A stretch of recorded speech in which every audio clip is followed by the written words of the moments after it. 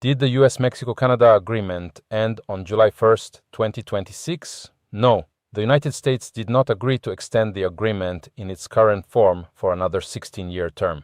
That is significant, but it is not the same as termination.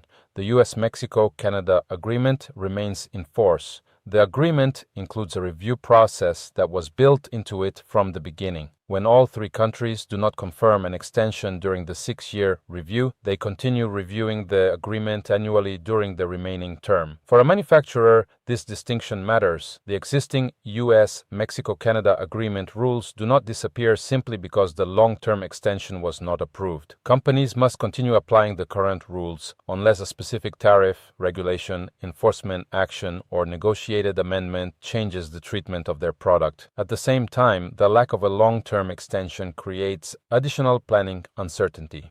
A company considering a factory, major equipment purchase, supplier relocation, or long-term customer commitment should now evaluate several scenarios. What happens if current rules continue?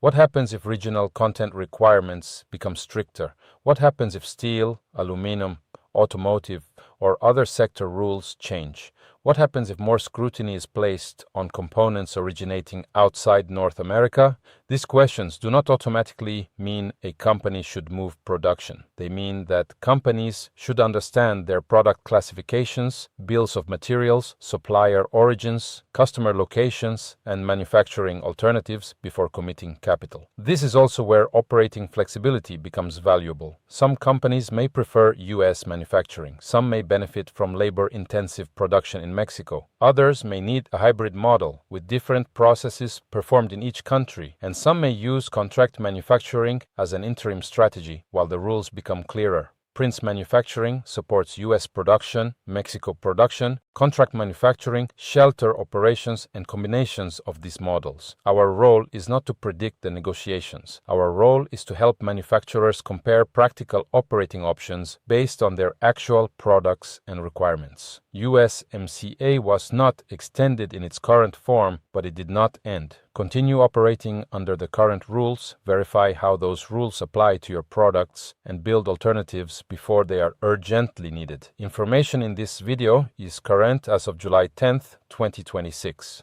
Trade negotiations and regulations may change. Companies should evaluate the rules applicable to their specific products and supply chains.